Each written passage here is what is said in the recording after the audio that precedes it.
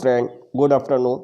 एक बार फिर online classes पर आप सभी लोगों का स्वागत खैर मकदम। दोस्तों, मैं आप लोगों से गुजारिश करना चाहता हूं कि आप अब तक हमारे चैनल जो है सब्सक्राइब नहीं किए तो हमारे चैनल को सब्सक्राइब कर ले। बेल आइकन घंटी प्रेस करने पर मैं कोई भी वीडियो डालूंगा उसका नोटिफिकेशन आपको प्राप्त हो जाएगा। दोस्तों, जहाँ तक मेरा ख्याल है कि मैं जिस टॉपिक पे चर्चा कर रहा हूँ वो टॉपिक मेंस के इम्पोर्टेंट में बहुत ही महत्वपूर्ण है और अपना एक जो है छाप छोड़ता है। और दोस्तों, आप तक जो है आप जो हमारे पढ़ाई के साथ साथ आप डायरेक्ट में पकड़ होना बहुत ज़रूरी है, जिसे खासकर जुडिशरी एग्ज़ाम के लिए आपके लिए बहुत ही अपडेट होना बहुत ज़रूरी है। खासकर डायरेक्ट पे बड़ा फोकस होना चाहिए। प्री के लिए डायरेक्ट और सेक्शन पर आपको बहुत ज़्यादा आपको जो है पकड़ होनी चाहिए और जो क्या क्या हिट होता है 10 साल की क्या क्या क्वेश्चन अब तक उस टॉपिक से उठाए गए हैं वो सारी चीज़ को आप जो है कलेक्ट कर लीजिए। कलेक्ट करने के बाद में धीरे धीरे आप अपना कंसेप्ट जो है वो क्लियर करें। जब तक आपका कंसेप्ट नहीं क्लियर होगा तब तक आपका जो है लॉ कन्फ्यूजन रहेगा और आप आसानी से एग्जाम जो है क्रैश नहीं कर पाएंगे। एवरीवन, मैं ज़्यादा समय न लेते हुए मैं टॉपिक पे बात करता हूँ। ये टॉपिक है विधिपूर्ण उद्देश्य से संबंधित है। अब ये विधिपूर्ण उद्देश्य से संबंधित आप टॉपिक देख रहे हैं, सेक्शन है 23 से लेकर 24। ये कॉन्ट्रैक्ट एक्ट है 1872। अब धारा 23 में ये स्पष्ट करती है कि कौन से प्रतिफल जो है उद्देश्य विधिपूर्ण है और कौन से नहीं है। अब वो कौन कौन से जो कंसिडरेशन है वो लॉफुल है कि नहीं है, ये सारी चीज़ों सेक्शन 23 में बताता है। इस धारा के अनुसार प्रतिफल या उद्देश्य विधिपूर्ण है। अब ये कहता है कि विधि द्वारा वो से क्या हो, वर्जित ना किया गया हो, विधि के उपबंधों को निष्फल करने वाला ना हो, जो विधि का जो प्रबंध है उसको निष्फल करने वाला ना हो, कपटपूर्ण ना हो, किसी शरीर या संपत्ति के क्षति करने हेतु ना हो, अनैतिक ना हो। और उसके बाद में कहता है, अब मैं जब इसको डायरेक्ट में जब देखेंगे, डायरेक्ट में क्या कहता है, सेक्शन 23 को हम रीड करेंगे। सेक्शन 23 को रीड करते हैं। सेक्शन 23 क्या कहता है देखते हैं। सेक्शन 23 कहता है कि what consideration and object are lawful and what not. The consideration और ऑब्जेक्ट, कंसिडरेशन है और ऑब्जेक्ट है of an agreement is lawful unless it is forbidden by law, जब तक विधि द्वारा उसे वर्जित न किया गया हो। If it is of such nature if permitted it would be defeat the provision of any law और इज फ्रॉडुलेंट, इन्वॉल्व और implies injury to the person or property of another. The court regard it is an immoral, opposed to public policy. In each of the case, the consideration or object of an agreement is said to be unlawful. Every agreement of which the object or consideration is unlawful is void. Illustrations देखते हैं। ये agree to sell is house B 1000 rupees, have B promised to pay some money 10,000 rupees is he the consideration for a promise to sell house and promise to sell house is the consideration. Be promised to pay 1000 rupees is lawful is a consideration. जब मैं consideration के देखते हैं फिर उसके बाद में कहता है बी क्या कहता है। बी कहता है A promise to pay B 1000 rupees and it the end of 6 months if she who wishes that sum be failed to pay be promised to grant time see according. Here the promise of each party is the consideration for the promise of the party and they are lawful consideration. C कहता है कि ये promise for certain sum paid to him by to B to make good to B the value of his ship if it is reached on the certain wages here. A promise is the consideration for this payment and this payment is the consideration for a promise and these are lawful consideration. D कहता है a promise to maintain the child and be promised to pay 1,000 rupees yearly for the purpose. Here the promise each party is the consideration for the promise of the other party. They are lawful consideration. A, B and C enter into an agreement for the division among them of gain acquired or to be acquired by them by fraud. The agreement is void as its object is unlawful.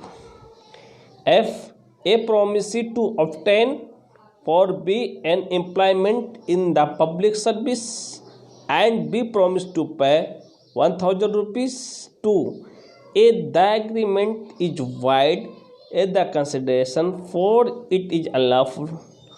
G, A being an agent for a landed proprietor agrees for money without the knowledge of his principal to obtain for B lease of land belonging to his principal. The agreement between A and B is void.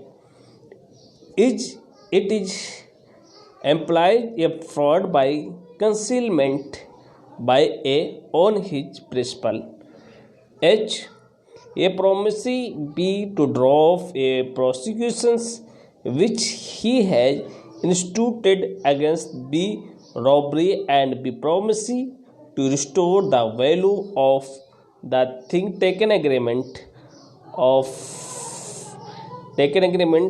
is void.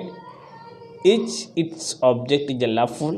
I, A estate is sold for areas of revenue under the provision of an act of the legislature by which the defaulter is prohibited from purchasing the estate. B, upon an understanding with A become the purchasers and agree to convey the estate to A upon receiving from him to price which we has paid. The agreement is void is the it render the transaction in effect the purchasers by defaulter and would so defeat the object of the law.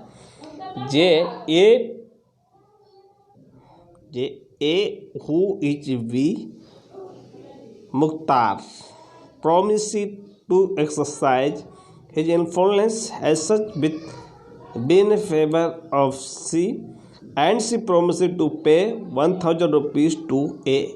The agreement is void because it is immoral. A agree to let her daughter to hear to be for consuming. The agreement is void because it is immoral.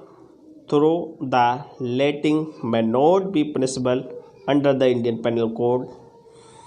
Then मैं अब ये सवाल है कि विधि द्वारा वर्जित ना हो, यानी यदि किसी का जो करार है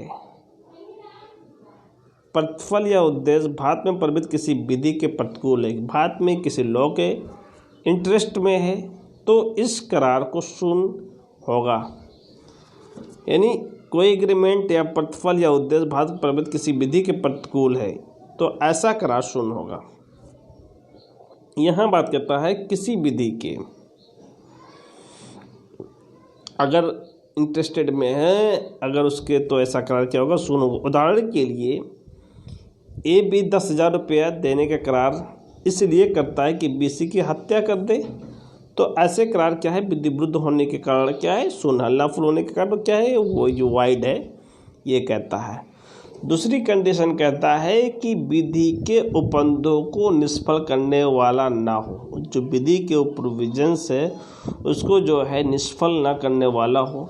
यदि करार इस प्रकृति का है कि उसे करने की अनुमति देने पर वो किसी भी विधि के उपबंधों को निष्फल कर देगा तो करार क्या है, शून्य होगा। विधि शब्द के अंतर्गत सभी विधियां सम्मिलित जो भारत में प्रवर्तनीय है, जिसमें व्यक्तिगत विधियां भी शामिल हैं।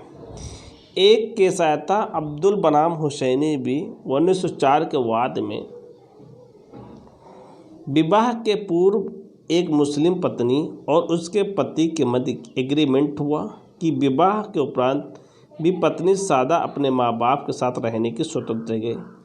यानी पति और वाइफ के बीच में जो है एग्रीमेंट होता है कि आप हमारी शादी तो हो जाए लेकिन मैं अपने मैके साल भर रहूँगा, अपने माता पिता का सेवा करूँगा। तो इस आधार पर जो क्या है, अगर किया गया एग्रीमेंट है तो क्या कहलाएगा, ये जो स्वतंत्र सहमति नहीं माने गए और ये जो एग्रीमेंट है उसे शून्य या वाइड करा दिया गया। तीसरी बात कहता है कि कपटपूर्ण ना हो। यदि किसी एग्रीमेंट का जो पर्पज है या कंसिडरेशन है वो फ्रॉडलिटी ना हो, अगर फ्रॉडलिटी है तो क्या है, वो शून्य है। एक के सहायता मनीराम बनाम पुरुषोत्तम लाल AAR 1930 के वाद में ये पाता था कि रेलवे कंपनी उसे ठेका नहीं देगी। क्या है, रेलवे कंपनी उसे ठेका नहीं देगी, इसलिए उसने प्रतिवादी से करार किया कि उसके नाम पर ठेका मिलने वाले पर वादी ही वास्तविक ठेकेदार के रूप में कार्य करेगा। अब उसे ठेके मिलने वाले वादी पर ही वास्तविक रूप से ठेकेदार के काम करेगा। प्रतिवादी को रेलवे कंपनी का ठेका मिल गया। तत्पश्चात वादी ने प्रतिवादी द्वारा किए गए करार को परिवर्तित कराने के लिए वाद लाया। न्यायालय ने निर्णित किया गया कि वादी का जो उद्देश्य था और रेलवे कंपनी से कपट करना था, ये कपट मान लिया गया इस केस में। दूसरी कंडीशन में कहते किसी शरीर या संपत्ति की क्षति करने का न हो, तो यानी किसी प्रॉपर्टी को, किसी संपत्ति को जो है या शरीर को क्षति करने हेतु न हो। इस संबंध में एक केस था राम स्वरूप बनाम बंसी मंदर 1915 के वाद में। एक व्यक्ति ने एक कर्जदाता यानी एक ऋणदाता से 100 रुपया उधार लिया था, जिसके लिए उसने एक बंधपत्र जो है निष्पादित किया था। क्या निष्पादित किया था? एक बंधपत्र निष्पादित किया था, जिसमें यह शर्त था कि बिना किसी वेतन के ऋणदाता के लिए 2 वर्ष के तक क्या करेगा, कार्य करेगा, और ऐसा न करने पर वो अधिक ब्याज के साथ 100 रुपये तुरंत लौटा देगा। न्यायालय ने निर्णय दिया कि ऐसा करार जो है वो क्योंकि गुलामी से जुड़ा हुआ है, इसलिए इस शरीर की क्षति से पहुंचाती है, इसलिए वो शून्य है। एक कंडीशन आता है, 5वीं बात, अनैतिक ना हो। यानी संविदा अधिनियम में जो है अनैतिकता जो क्या कहता है कि अनैतिकता संविदा अधिनियम की कहीं परिभाषित नहीं किया गया है। सामान्यता है यदि करार प्रतिफल या उद्देश्य न्यायालय द्वारा मान्यता प्राप्त नैतिकता के सिद्धांत के विरुद्ध है तो नैतिकता के आधार पर शून्य होगा। धारा से संलग्न दृष्टांत जे के अनुसार ए और बी का मुख्तार है उस असर से जो उसकी हैसियत से बी पर सी के पक्ष में प्रयुक्त करने का वचन देता है। ए को 1000 रुपये देने का वचन सी देता है। करार शून्य क्योंकि वो ये अनैतिक है। अब कहता है वेश्यावृत्ति का बढ़ावा देने वाला करार अनैतिक होते हैं, यानी वेश्यावृत्ति जो है बढ़ाने वाला करार जो है अनैतिक है, इसलिए ये करार शून्य है। यदि कोई व्यक्ति किसी वेश्या के या किसी वेश्या के व्यापार के लिए कोई करार या एग्रीमेंट करता है या उसको बढ़ावा देता है, प्रमोशन करता है, कर्ज देता है, उसकी किसी भी अवसर या किसी भी जरूरत को लेने देना, उस सूरत में जो है क्या है, वो शून्य है। इसी प्रकार ऐसे करार जो किसी वैवाहिक संबंधों में हस्तक्षेप करता है अनैतिक के आधार पर शून्य ठहराए जा सकते हैं। जैसे यदि कोई व्यक्ति किसी विवाहित महिला को कुछ रुपया इस शर्त पर देता है कि वो अपनी पत्नी को तलाक ले सके, यानी कोई विवाहित व्यक्ति जो है इस शर्त पर देता है कि वो अपने पति से तलाक ले ले, वो ऋणदाता से विवाह कर सके, ये करार अनैतिक के कारण क्या है, वो शून्य है। ऋणदाता वास्तव में दी गई रकम वसूल नहीं कर सकता है। इस प्रकार यदि कोई भी व्यक्ति किसी महिला से करार करता है तो अपनी पत्नी मर जाने के बाद उस महिला शादी कर लेगा, तो ये करार भी अनैतिक के आधार पर क्या है, शून्य है। अब ये क्या पब्लिक पॉलिसी के अगेंस्ट ना हो, यानी लोकनीति के विरुद्ध ना हो, तो लोकनीति की परिभाषा संक्षिप्त में ठीक ठाक नहीं दिया जा सकता है। इसकी व्याख्या करने का कार्य न्यायालय का है, ना कि कार्यपालिका का है। लोकनीति का अर्थ है कि किसी विशेषकर सरकार की नीति से है। इसके अंतर्गत लोकहित या लोक भलाई की बातें सम्मिलित है, जो समय अनुसार बदलती रहती है। लोकहित के सिद्धांत का प्रयोग सावधानी के साथ करनी चाहिए। इसका प्रयोग वहाँ नहीं करना चाहिए जहाँ लोकहित हानि को पहुँचाने में स्पष्ट होता हो। निम्न कार्यों लोकनीति के विरुद्ध माना गया है। ये पहला लोकपद, विदेशी शत्रुओं के साथ व्यापार, न्याय के मार्ग में बाधा, डायनेटिक अभियोजन में बाधा, वाद पोषण के वाद करे में। धारा 24 को हम रीड करेंगे। धारा 24 को देखते हैं क्या कहता है धारा 24। धारा 24 में वाइड एग्रीमेंट की बात करता है, यानी क्या कहता है वाइड एग्रीमेंट।